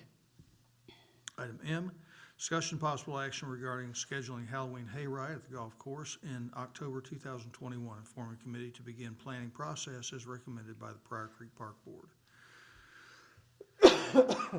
Excuse me. Item N, discussion possible action regarding seeking bids for repair of the cart building and maintenance building roofs at the golf course. Funding will be from an insurance claim for roof damage, $7,280.50, from golf repair and maintenance account 41-415-5092 as recommended by Pryor Creek Park Board. Item O, discussion possible action regarding a monument for Whitaker Park in honor and memory of Leo Perry. The monument will be provided by Whit Monument Company at the cost of approximately $850 as recommended by the Pryor Creek Park Board. Item P, discussion and possible action regarding expenditure in the amount of $2,683 to Edemia, formerly Norfotrack, for the renewal of the annual maintenance agreement for the LifeScan fingerprint machine at the Pryor Creek Police Department from Police Technology Account 02-215-5260. Item Q, discussion and possible action regarding transferring a 1997 cat backhoe model number 716C, serial number 4ZN01692 from the Street Department to the Pryor Creek Golf Course. The Pryor Street Department book value of the backhoe is $48,000 as recommended by the Street Department Committee. This is the consent agenda. Are there items that council would like to remove from the consent agenda for discussion? A. Item A, F, G, and H. item F, G, and H. E. E. Item E, Take O for. item O. Yes. I'd also like to remove item J.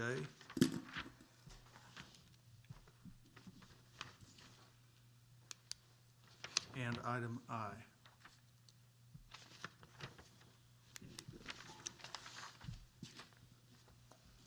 Items council would like to remove, item A, E, F, G, H, I, J, and O. Are there any others?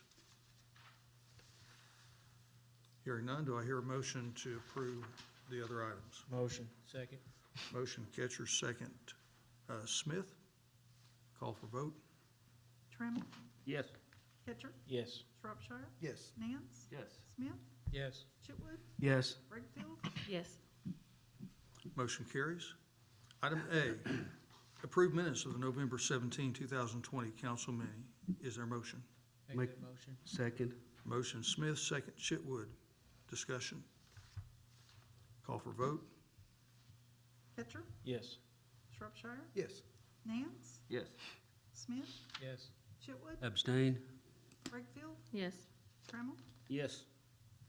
Motion carries. Item E, discussion possible action regarding Pryor Creek Recreation Center Master Plan Proposal from Planning Design Group at the cost of $7,500 from Design Services from Recreation Outside Services account 848455075 as recommended by the Pryor Creek Recreation Center Board. Is there a motion? Make a motion. Second. Motion Chitwood, second Smith. Discussion. Okay, so my question on this is regarding the budget line. There's $2,000 allocated to that account, and there's $7,500 for this expense. Just some clarification on that. Yes, so the appropriate account for that to be expended from is that account. And there was not this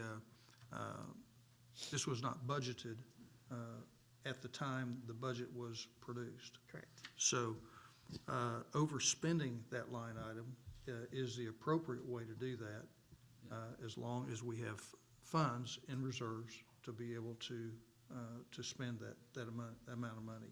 Correct. And we do have that amount of money to spend for that, and you're right that it does overspend that account. But that is the appropriate way to track expenditures, by keeping those expenditures in the proper lane so that we can track. 5 years down the road, if we need to figure out what it is, we can pull it up right there and be done with it. Yeah, that's the proper way. Yep. You've got money, she's got, I don't know what, a little over $1 million in it. And so, yes.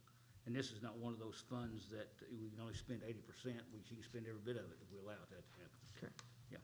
That's correct. Yeah. Any questions for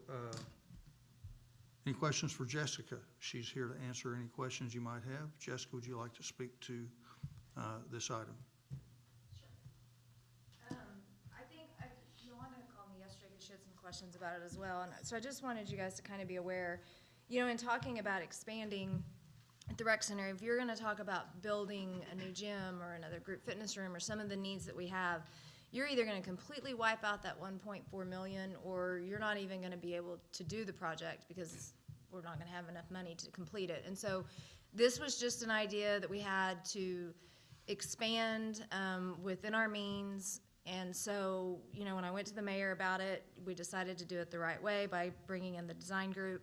And it will be the best of the best. It will be everything that we could possibly imagine back there, including lighting and, you know, some really cool things. And then we will sit down as a board and then bring it to you guys and budget, and we'll talk about doing that in phases and how we can afford it as we move forward with it. But one of the cool things about it is we've talked about enclosing it all back there with fence. And so it won't be like a park where people will just come and go. It will be something you will pay for an outdoor membership, or you will come in and pay to use something that we have back there, whether it's a cornhole tournament or a walking trail or outdoor fitness class or a birthday party. So we're looking at this as a source of revenue. Duck hunting blinds back there so we can Do what? eradicate the ducks back from there and put duck hunting blinds back there. Think about the ducks. We are stocking the pond with fish. But there's just some cool things. So it will be an expense, but it will also be a source of revenue for us as well. So it's really exciting, and I appreciate your support because we're excited to get started on it. Very Any other good. questions? The question that I had is, does the city actually own those 4 acres? And I found out, yeah, the city does actually Yes, we do. own those 4 acres. Yes, So we do. Yeah. we may not want to do any planning. The city didn't own that property. Yeah, yes, we own it. So, other discussion? I would ask that you work with the DOC though, because they do some things back here along that roadway back here, make sure Right. that they, with, Mr. Stout, work with him and do some of that stuff. for Yep, us. we absolutely will. DOC stuff. And that's another reason Good point. by enclosing it, we'll keep all the parking in the front versus having people driving around back there and getting that all congested. So that was part of our thought process on that as well. Good. Thank you very Okay, much. well, Other discussion? Call for vote? Shropshire, Yes. Vance, Yes. Smith, Yes. Chitwood, Yes. Wakefield, Yes. Trammell, Yes. Petcher. Yes. Motion carries. Item F, discussion and possible action regarding accepting bid from P&K Equipment for a John Deere riding fairway mower at a cost of $59,877.72 from bids received. Other bids received, Professional Turf Products LP in the amount of $66,289.40. Kansas Golf and Turf in the amount of $60,560 as recommended by the Pryor Creek Park Board, coming from budget item 444455447. I would ask that the amount of $59,877.72 be changed due to a Scrivener error. It should be $55,951.40. This is gonna be. Is there a motion? I'd like to make a motion to table this item, and I'll give my reasons once somebody seconds it, and then we change it. Is there a second to table? I'll second. And the reason I'd like to see it tabled is because I'm bringing up the same thing I brought up when we did the budget. When you look at our capital outlay finances, okay? I know we got $160,000 budgeted for the golf course. I did some projections at this thing, right? Okay, thanks, John. I did some projections, and I asked Eva to run me a report today. If you take, right now, our fund balance is $498,000, based on it right now. And excuse me, no, it's, $498,000.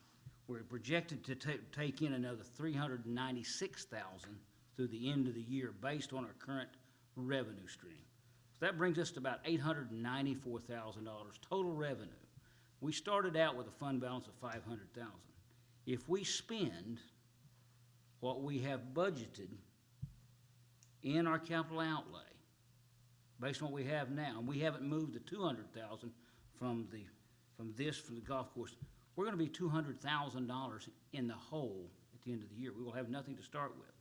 I would like to see this back. I don't have a problem buying this stuff, but I wanted to make sure, I'd like to see the budget committee look, see if this is the best what we need to do, because I wanna make sure that we have money to start off with at the beginning of the year, because based on my projections, if we spend, and we haven't paid for all the police cars yet, we got some stuff there, we got the, another project, got several projects out there, so I think it needs to go to budget committee to look at the finances to see, and maybe postpone this purchase of this stuff until that's first of the year, or it may be good, but I'd like to see, give the opportunity to the budget committee to review this and get with get with somebody smarter than with me, Jeff Coker, to see if I'm right or wrong.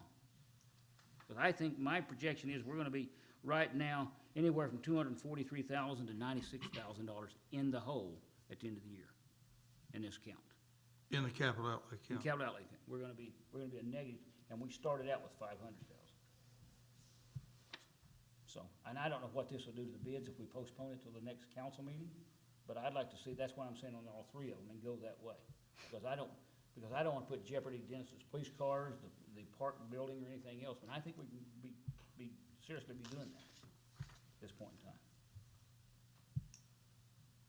Other discussion? We've brought this up, and I know I'm gonna be the bad guy for bringing this up again. We still need to think about putting this golf course stuff before a vote of the people and see if they want to enact a tax to pay for the golf course, much like the rec center. And see if that's the will of the people, that's what they wanna do. And I just think that's the way to, get the revenue that they need, is let the people decide. I agree with, I agree with that. I agree with Council Trammell that if there's question about that fund and the fund balance, or projections about the fund, then those questions should be answered. And I could be wrong, but I did this for about 13 years, you know, and there may be something there that I'm not seeing, because I don't come up here like I used to, but I'd feel more comfortable with go talk to Ron Coker. I don't want to jeopardize any capital outlay projects that there is in the city, and I think this could very easily jeopardize capital outlay projects this year and next year. So some of my projections and your projections, they may be right on, or they may be a That's little right, bit off. that's They're right. probably a But little what does it hurt taking it, and I don't know what it would do to the bid, I would ask the, What does it do to the bid? I would personally feel comfortable taking a little time and looking at these numbers and seeing what's really going on. I mean, we have a budget committee meeting next week. Yeah. That would give us some time to look at some of those numbers and even maybe have some more discussion on them even.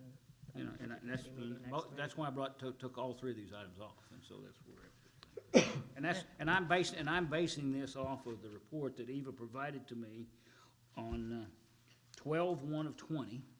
Then it's the balance sheet of the city of Pryor, all accounts, and that's what I'm basing this report off of. The balance sheet that we have right here, the financial balance sheet. Yeah, you and I are looking at the same one. Yeah, that's where we're at with this thing. I had one on September 30th, but she gave me a new one, so I feel more comfortable with looking at that. So, Please don't use your September 30th. I'll throw it away. Other discussion? What does it do to the bids, did we say? We're gonna table this and take it to the budget committee, based on, Does it mess with the bids at all? I mean, No. okay. Dennis, what does this do with, Dennis Bowman should answer the question about what does it do with the bids? At our park board meeting, I believe that they said that they'd be good to the end of the year. okay, good, Okay. thank you. Thank you, Dennis. And honestly, it looks like the first one's a riding fairway mower. That wouldn't do me any good. I'm never in the fairway anyway, so. I don't care what. I like that. They need to cut the rough, that's where I'm at. Okay. Thank you. That's just my opinion. Brush hogging a chainsaw. Yeah. all the trees down. I might invite Mr. Bowman to attend the budget, meeting coming up this next Tuesday night if possibly can. That would help. Motion is to table. There's a second. We've had discussion. Item F, call for vote to table. Nance? Yes. Smith? Yes. Chitwood? Yes. Wakefield? Yes. Trammell? Yes, Ketcher? Yes. Shropshire? Yes. Motion carries to table until the December 15 meeting. yes. Item G, discussion possible action regarding accepting bid from Professional Turf Products LP for Toro Greens aerator in the amount of $35,698 as in the best interest of the city from bids received. Other bids received, P and K Equipment in the amount of $20,000 as recommended by Pryor Creek Park Board, 444455447. Motion to table. Second. There is a motion to table, Trammell, second, is it Ketcher? Thank you. Discussion? Yeah, what's 35,698 and the other one was 20,000? Can you explain why the higher bid is the best interest? The $20,000 bid did not meet specifications. Okay. And with that, our labor would go way higher on operating that equipment. Okay, thank you. Other questions, discussion? Call for vote? Smith, Yes. Chitwood, Yes. Wakefield, Yes. Trammell, Yes. Ketcher, Yes. Shropshire, Yes. Nance, Yes. Item H, discussion possible action regarding accepting bid from P and K Equipment for an equipment lift in the amount of $6,087 from bids received. Other bids received, Professional Turf Products LP in the amount of $7,621, Kansas Golf and Turf in the amount of $6,408, as recommended by Pryor Creek Park Board. Motion to table. A second. So, a motion to table by Trammell, second to table by Chitwood. Could I ask Mr. Bowman a question about this? This is the equipment lift. Do we have current equipment that we are not able to maintain because we're in need of this lift? Yeah, at the time, was hoping by this time we'd have a new maintenance building, and that was part of the new maintenance buildings, have equipment lift in it. So with even some of the newer equipment and stuff we bought, we just feel it's a real unsafe way. We have to put jacks under the equipment, put jack stands. We just don't think it's a safe way to change oil, work on the equipment, and that's why we'd like to purchase this piece of equipment, is for safety, one, and it will also speed up our maintenance process because we'll be able to do it in a lot easier manner. I'll withdraw my motion to table on this item for safety reasons. Mr. Chitt, would you like to withdraw your motion to? Thank you, Mayor. Yes, when you mount this lift, you're not gonna have to do any modifications to the concrete or the floor? Their lift specs a 4-inch concrete floor. We Right. believe our building has 4-inch concrete in it, but even if it doesn't, there's some plates that we can buy and expand the weight, and stick the mount on them plates. Distribute the weight out. Distribute the weight. Okay, I will rescind my second. What's the biggest piece of equipment you'd actually put on this? Would be our old Fairway mower. It'll handle up to 9,000 pounds. Okay. So, So we're talking just tractors and such? right, a tractor would be the biggest piece of equipment that we would probably have to ever put on it. Okay. Other discussion? Is there was a motion to rescind the table and also the second. Is there a motion to approve? So moved. Motion to approve, Trammell. I'll second. Second, Brakefield. Other discussion? Call for vote? Chitwood, Yes. Wakefield, Yes. Trammell, Make sure we say this is for safety reason. Eva, would you please in the note? Yeah. Thank you. Yes. Ketcher, Yes. Shropshire, Yes. Nance, Yes. Smith, Yes. Motion carries. Item I, discussion possible action regarding declaring John Deere 310C 4x4 ARL 735E backhoe at the Pryor Creek Golf Course. I need to add an item to this motion, to this proposed action. The tractor actually is on the books of the Parks and Cemetery, and it has been at the golf course now for several years. We tried to find it in the golf course inventory, but we didn't find it in the golf course inventory. We found out it was in the Parks and Cemetery inventory. So whatever money this actually would bring would come back to the Parks and Cemetery and not to the golf course. serial number 29923, estimated value $4,500 surplus, and selling it for the highest and best seal bid at recommended by the Pryor Creek Park Board. Is there a motion? Make that motion. Motion Smith, second Second. Chitwood. Clarification. Yes. Now, is this part of the net, this is gonna go back to the net assets of the cemetery, or is this just gonna go back into the general fund? For, like we always put, when we sell this stuff, go back to general fund or capital outlay fund, or where's this money gonna go back to, when we sell it? Parks and Cemetery doesn't have their own revenue line item. No, this will go to general fund. General fund, okay. Yeah. We have a sale of surplus line item that we usually. True, yeah. It's in the general. Yeah, general fund, that's what. It's in the yep. general fund, that sales and Thank you. surplus line item. All right. So, that'd be, thank you. Other discussion? Call for vote? Brakefield, Yes. Trammell, Yes. Ketcher, Yes. Shropshire, Yes. Nance, Yes. Smith, Yes. Chitwood, Yes. Motion carried. Item J, discussion and possible action regarding changing credit card processing at the Pryor Creek Golf Course to Finicol, which charges fees to the customers recommended by the Pryor Creek Park Board. Is there a motion? We'll make a motion with the scrivener's error. Motion, Chitwood, is there a second? I'll second. Second, Shropshire. Discussion?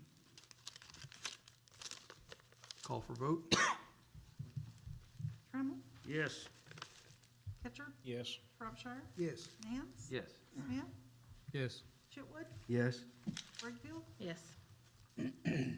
Motion carries. Item O, discussion and possible action regarding a monument for Whitaker Park in honor and memory of Leo Perry. The monument will be provided by Whit Monument Company at the cost of approximately $850 as recommended by the Pryor Creek Park Board. Make a motion. Second. Motion Chitwood, second Smith. I'd just like to say thank you to Leo and his family for sharing him with us. And he did an awesome job, kept the parks immaculate, and was there when nobody else would be, I'm sure. And Frank, would you like to say something else about Leo? You have to. I miss him, and I don't know if everybody's seen, but there's a picture, but here's what his monument will look like. It'll be a setting bench. I just appreciate everybody who's dedicated their time to the city. Yeah, that will be the monument, and the picture that you all have, I've actually gave them a picture of the actual lawnmower he used. Okay. So the lawnmower that's on the picture is just for example, but the wording's what will be on there. So I've been doing everything, like I said, going through his daughter on everything about it, so. Okay, good. And thank you. Thank you, Frank. Dennis Whitaker. Dennis? I'd just like to make sure everybody understands he worked at the golf course also from, I don't know the exact dates, from about 1975 to 85. And I did get to work along the side of him. It was a pleasure, so I just want to make sure y'all knew he worked out there also. Thank you. We will miss him. Call for vote? All right, Ketcher, Yes. Shropshire, Yes. Nance, Yes. Smith, Yes. Chitwood, Yes. Brakefield, Yes. Trammell, Yes. Mr. Mayor, I'd like to make one final comment on this. I'd like to thank Buddy at the Street Department for transferring this 97 Cat backhoe to the golf course. Otherwise, the golf course might be asking us for a new backhoe. So, thank you, Betty. Absolutely. Thank you, Councilor Smith. Item 7, committee reports. Budget Personnel, Brakefield. Nothing to really report. We just have another meeting on December 8th at 5:30. Will you be inviting Jeff Coker to that meeting, or will you be meeting with him? I'll get in contact with him. I'll be meeting with him this week, and Ms. Brakefield, if you'd like to meet with him also, and Ms. Trammell, if you'd like to meet with him, I have no problem with that. Thank you. Item B, ordinance insurance, Shropshire, January 11th, 5:30. January 11, 5:30. 11th? I thought it was. Did you write that down, Trammell? Yeah, I thought, I think that's right. Let's make sure. yeah. I was gonna make You sure. didn't want to do it at noon, I remember that. Item C, Street Committee, Mr. Smith. It's Hanukkah. So did we vote for Friday, this Friday? Yeah. Yes, This coming Okay, Friday? Make sure it was this Friday, not Friday next the Friday. 4th. This Friday. We will be sure that an agenda is posted by Wednesday. No, that's January, that was January. Yeah. Can I make an announcement here Yeah. about I the think blood it was. drive? Yes, sir. I know it's Anything else on street?